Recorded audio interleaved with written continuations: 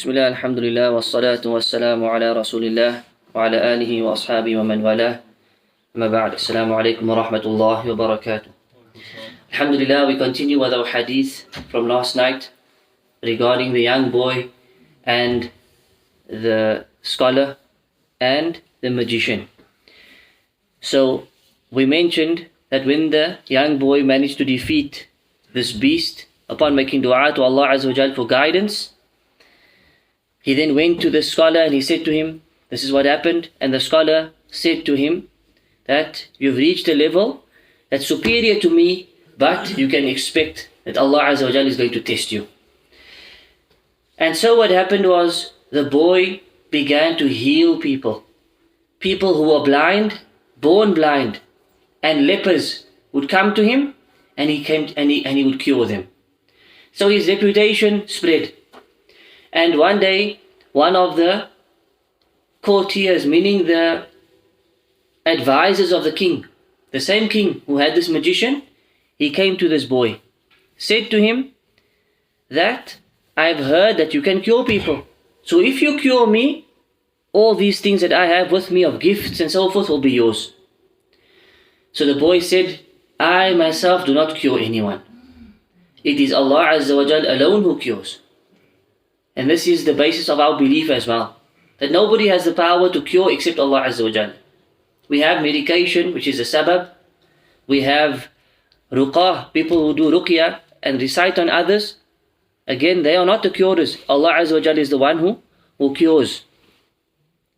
So the boy said, if you affirm your faith in Allah, you need to rectify your creed, your tawheed in Allah Azza wa Jal, and I will make dua for you. And inshallah Allah will cure you. The man, upon this advice, he believed in Allah subhanahu wa ta'ala. The boy made dua and he was cured. This was a blind advisor to the king. When he returned to the king and sat by his side, the king said to him, who restored your eyesight? The man said, my Rabb. The king said to him, do you have any Rabb besides me? I am your Rabb. The man said, my Rabb and your Rabb is Allah. Rabbi, my Rabb and your Rabb is Allah. And so the king tortured him, his advisor. He began to torture him until he mentioned the boy. Now he came out and said, look, I went to this boy and this is what happened. So the boy was brought to the king, and the king said to him, oh youngster, this is what has been conveyed to me, and that you have reached these levels in your magic, that you cure people, the blind and the lepers.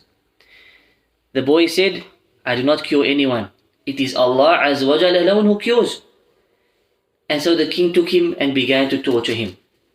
And he tortured him until he revealed the righteous man. And so the story comes around that this is what I learned from the righteous man and so forth. And the righteous man was then summoned. He was brought to the king. And king said to him, you should leave this religion of yours. And he refused. And the king sent for a big saw or type of equipment that they had back then, placed it in the middle of his head, and he cut him into two. He split his body into two parts. Then the advisor was brought. And he said to him, you need to give up this religion of yours. You have to submit to me, not to any other Rabb besides me. He refused until the saw was brought and this man was cut into half. Next they brought the boy and the same was said to him and he refused. And so the king decided that he will send this boy up a mountain with a group of his soldiers. Take him to this mountain. Make sure he gives up his religion. If he doesn't, you throw him from the mountain. So this is what they did. They took the boy up the mountain and the boy made a dua. He said, Allahumma kfinihim bima shi't. Allahumma kfinihim bima shi't. Which means, oh Allah, save me from them in any way that you see fit. In any way that you desire. So any person who's confronted with an enemy, this is a dua you can make. Allahumma kfinihim bima shi't. Oh Allah, you save me, protect me from them in the way that you desire. The mountain began to shake, and these people lost their way and they fell from the mountain. And the boy came walking down safely. He came to the king. The king said, where are my soldiers? He said, Allah saved me from them. The next thing they did, took some more soldiers, take him in a boat out into the ocean, make sure he gives up the deen. If he doesn't, you throw him overboard. So they did this. In the middle of the ocean, Allahumma kfinihim bima shi'ta. Allah save me from them in the way that you see fit. The boat turned upside down. And everybody drowned except for this youngster. He came back walking to the king. King said, where are my companions? He said, Allah saved me from them. And so he said to the king, you will not be able to kill me until I tell you how to do so.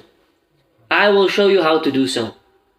And this we will leave for tomorrow night bi'idhnillahi ta'ala. Wa sallallahu ala nabiyyina Muhammad wa ala alihi wa sahbihi ajma'in. Subhanakallahumma wa bihamdik. Ashhadu an la ilaha illa anta astaghfiruka wa atubu ilayk.